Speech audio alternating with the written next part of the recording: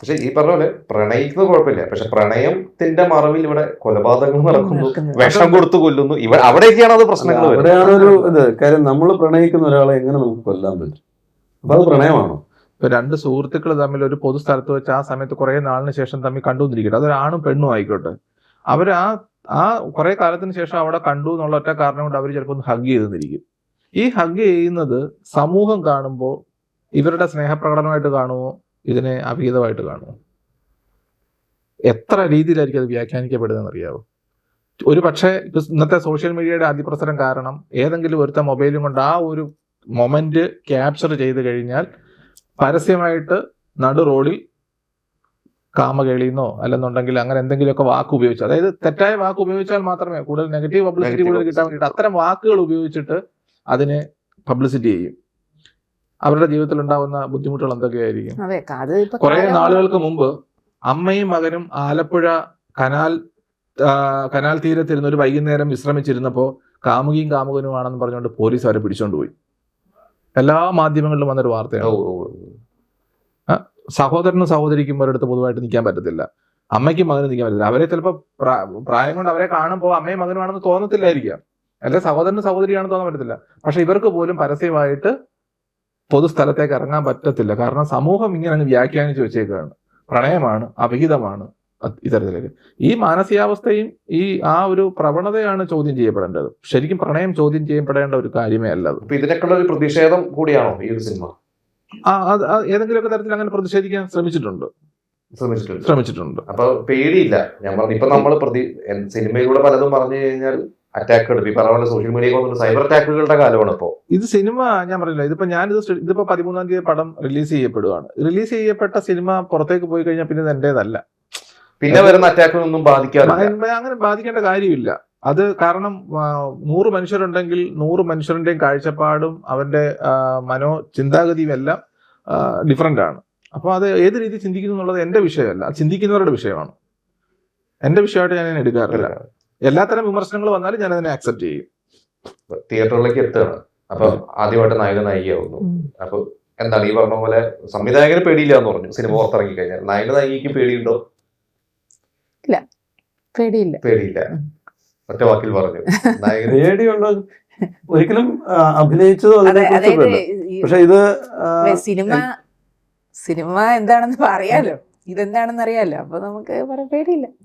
അഭിനയിച്ചതിനെ കുറിച്ച് ഒരിക്കലും പേടിയില്ല. കാര്യം അതൊരു കഥ വന്ന് നമ്മൾ ചെയ്തു. പക്ഷെ ഇതിന് പ്രേക്ഷകരിലേക്ക് എത്തുമ്പോൾ ഇത് അവരെങ്ങനെ എടുക്കുന്നു എന്നതിനെ കുറിച്ച് ഒരു ആകാംക്ഷയുണ്ട്. അതിപ്പം തീർച്ചയായിട്ടും നമ്മൾ ചെയ്ത ഒരു വർക്കാകുമ്പോൾ തീർച്ചയായിട്ടും അതിലേക്ക് ഒരു ആകാംക്ഷയുണ്ട്, ഇതെങ്ങനെയാകും എന്നുള്ള ഒരാകാംക്ഷയുണ്ട്.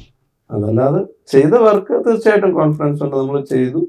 ഓക്കെ, അതിനെക്കുറിച്ച് അതിന്റെ നല്ലതോ പോരായ്മയൊക്കെ അത് ജനമാണ് തീരുമാനിക്കുന്നത്. ഇപ്പൊ ഞാൻ ചെയ്തിട്ട് വർക്ക് നല്ലതാണെന്ന് പറയുന്നതിൽ അർത്ഥമില്ല. അപ്പൊ എന്നെ കൊണ്ട് കഴിവതും ആ ഒരു ഇതിൽ ഞാൻ ചെയ്യാനുള്ളത് ചെയ്തു എന്ന് എനിക്ക് പറയാൻ പറ്റും. ഇനി അതിനെക്കുറിച്ചുള്ള ഫീഡ്ബാക്ക് നല്ലതോ വിമർശനങ്ങളും നല്ല സന്ദേശങ്ങളും തീർച്ചയായിട്ടും ജനങ്ങളിൽ നിന്നാണ് പ്രതീക്ഷിക്കുന്നത്. തീർച്ചയായിട്ടും അത് ജനങ്ങളത് ചെയ്യും എന്ന് വിശ്വസിക്കുന്നു. സാധാരണ മനുഷ്യന്റെ ചിന്താഗതികളെ ഞാൻ ഈ സിനിമയിലൂടെ നായകനിലൂടെ നായികയും കൂടെ പറയിപ്പിക്കുന്നുണ്ട്. സാധാരണ മനുഷ്യൻ സമൂഹത്തിൽ അവന്റെ മാനസികാവസ്ഥ എന്ത് വരുന്നു എന്നുള്ളത് ജയകൃഷ്ണനിലൂടെയും ഞാൻ പറയിപ്പിക്കുന്നുണ്ട്, കമലയിലൂടെയും പറയിപ്പിക്കുന്നുണ്ട്. അത് സിനിമ കാണുന്നവർക്ക് മനസ്സിലാവും.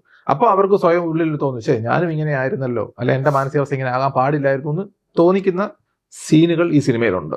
അത് തീർച്ചയായിട്ടും കാണുന്ന ജനങ്ങൾക്ക് ഒരു പകുതിയിൽ ഭൂരിഭാഗം ജനങ്ങൾക്കും ഇത് എന്റേതായിരുന്നു, അല്ലെ ഇത് എന്റെ ജീവിതാനുഭവമായിരുന്നു എന്ന് തോന്നിക്കത്തക്ക രീതിയിലാണ് ആ കഥയുടെ പശ്ചാത്തലം. അപ്പൊ അത് തീർച്ചയായിട്ടും അത് ആ ഒരു പശ്ചാത്തലം ഈ കഥയ്ക്കും സിനിമയ്ക്കും ഒരു അനുഗ്രഹമാകുമെന്ന് തീർച്ചയായിട്ടും വിശ്വസിക്കുന്നുണ്ട്. പിന്നെ ആൾക്കാർ വിചാരിക്കും 40 കഴിഞ്ഞവർക്ക് എന്തോന്ന് പ്രണയം, അങ്ങനെ ഇതിനകത്ത് വേറൊരു തലവേ ചിന്തിക്കത്തുള്ളൂ. അതായത് യങ്സ്റ്റേഴ്സിലെ ഒരു റൊമാൻസ് എന്ന് പറയുന്ന ആ വാക്കിനെ വെച്ചുകൊണ്ട് ആൾക്കാർ ചിന്തിക്കത്തില്ല. ഇത് ഒരേ വാക്കാണ്, 2 അർത്ഥം കാണുമല്ലോ. പക്ഷെ ഏറ്റവും ഭംഗിയായി പ്രണയം പറയുന്ന 6-7 പാട്ടുകൾ ഈ സിനിമയിൽ ഫുൾ ലെങ്ത് ആയിട്ടുണ്ട്. അപ്പം നല്ല മികച്ച ഒരു മ്യൂസിക്കൽ ലവ് സ്റ്റോറി തന്നെയാണ് നമ്മുടെ സിനിമ 40കളിലെ പ്രണയം എന്ന് പറയുന്നത്. അത് എന്തായാലും അത് കാണാൻ ഒരു ടിക്കറ്റ് എടുത്ത് തിയേറ്ററിലേക്ക് വരുന്ന ഒരു പ്രേക്ഷകനെ ഈ സിനിമ നിരാശപ്പെടുത്തത്തില്ല. അതിനകത്ത് 100% ഒരു സംവിധായകൻ എന്നുള്ള നിലയിൽ ഞാൻ ഉറപ്പ് തരികയാണ്. അപ്പൊ എന്തായാലും ഇത് വിജയിച്ചു കഴിഞ്ഞാൽ അടുത്ത് 60കളുടെയും 50കളുടെയും ഒക്കെ പ്രണയം പറയും. ഇതിന്റെ തുടക്കം 40 വരെ എത്തിയിട്ടുള്ളൂ. അല്ല, ഇപ്പോ വളരെ റീസെന്റ് കണ്ടതാണ്. ഒരു 65-70 വയസ്സുള്ള രണ്ട് മനുഷ്യർ തമ്മിൽ വിവാഹിതരായി. അവരുടെ മക്കളാണ് വിവാഹം നടത്തി കൊടുത്തത്. വളരെ കാലത്ത് ഇവർക്ക് വിവാഹത്തിന് മുമ്പ് ഇവർ തമ്മിൽ ഇഷ്ടത്തിലായിരുന്നു. പക്ഷെ രണ്ട് സാഹചര്യങ്ങളിൽ ഇവര് രണ്ട് കുടുംബങ്ങളിലേക്ക് പോയി. ഈ രണ്ടുപേരുടെയും പാർട്ട്നേഴ്സ് മരിച്ചും പോയി. പുരുഷന്റെ അയാളുടെ ഭാര്യ മരിച്ചു, സ്ത്രീയുടെ അവരുടെ ഭർത്താവ് മരിച്ചു. അവസാനം ഇവർക്കുള്ളിലെ ഒരു പ്രണയം ഉണ്ടായിരുന്നു എന്നറിഞ്ഞ ആ മക്കൾ തന്നെ, ഇവരുടെ രണ്ട് കൂട്ടരുടെയും മക്കള് ഈ പ്രണയിച്ച ആ പഴയ പ്രണയിനികളെ ഇപ്പോൾ വിവാഹം കഴിച്ചു കൊടുത്തത്. എനിക്ക് അവരുടെ പേര് ഓർക്കുന്നില്ല, താങ്കളും കേട്ട് കാണും ഈ അടുത്ത്. അപ്പൊ ഇത് പക്ഷെ ആ പ്രണയത്തിന് അവിടെ പ്രായം വെച്ചത് കൊണ്ടാണോ? അവർ അന്ന് ആ കാലത്ത് അവർ പ്രണയിച്ചിരുന്ന ആ ഒരു പ്രണയത്തെ മക്കൾ ആ പ്രണയത്തെ മനസ്സിലാക്കി അവരെ വീണ്ടും ഒന്നിപ്പിക്കുക എന്ന് പറയുന്നത് പ്രായം കടന്നുപോയ കാലത്തെ പ്രണയത്തിന്റെ പ്രസക്തിയാണത്. അപ്പൊ പ്രണയത്തിന് പ്രായമില്ല. അത് ഒരു 90-ാം വയസ്സിലും 100-ാമത്തെ വയസ്സിലും ഒരു പക്ഷേ കാലങ്ങൾക്ക് ശേഷം ഒരു പ്രണയം പറയാൻ പറ്റുന്ന ശക്തമായ ഒരു പ്രമേയം മലയാള സിനിമയിലോ സാഹിത്യ രംഗത്തോ സംഭവിച്ചുകൂടാഴികയില്ല. സംഭവിക്കട്ടെ. അതായത് ഇതിനകത്ത് വേറൊരു കാര്യങ്ങളുണ്ട്. ഈ കാഫ്ക പറഞ്ഞതുപോലെ സൗന്ദര്യ ആരാധകർ വൃദ്ധരാവില്ല എന്ന് പറഞ്ഞിട്ടുണ്ട്. അതേപോലെ തന്നെയാണ് പ്രണയമുള്ളവർക്ക് ചുറ്റും കാണുന്ന എല്ലാം സൗന്ദര്യമാണ്.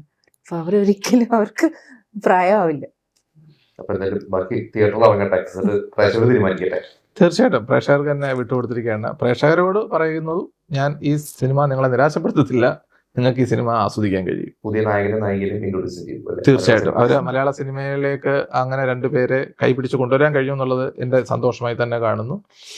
അവരെയും കാലം തീരുമാനിക്കട്ടെ എന്തു വേണം എന്നുള്ളത്. അവർക്ക് പറക്കാൻ ചിറകുകളുണ്ട്, അവർക്ക് ചിന്തിക്കാൻ നല്ല മാനസികാവസ്ഥയുണ്ട്, അവർ നല്ല മനുഷ്യരാണ്. എൻ്റെ സുഹൃത്തുക്കളായതുകൊണ്ട് പറയല്ല, ജെറിയും ആശയും എൻ്റെ ജീവിതത്തിൽ ഞാൻ കണ്ടുമുട്ടിയ മനുഷ്യരിലെ നല്ല മനുഷ്യരാണ് അവർ രണ്ടുപേരും. അതുകൊണ്ടാണ് 40കളിലെ പ്രണയം സംഭവിച്ചത്. ഓക്കെ, അപ്പോൾ താങ്ക് യു. Thank you.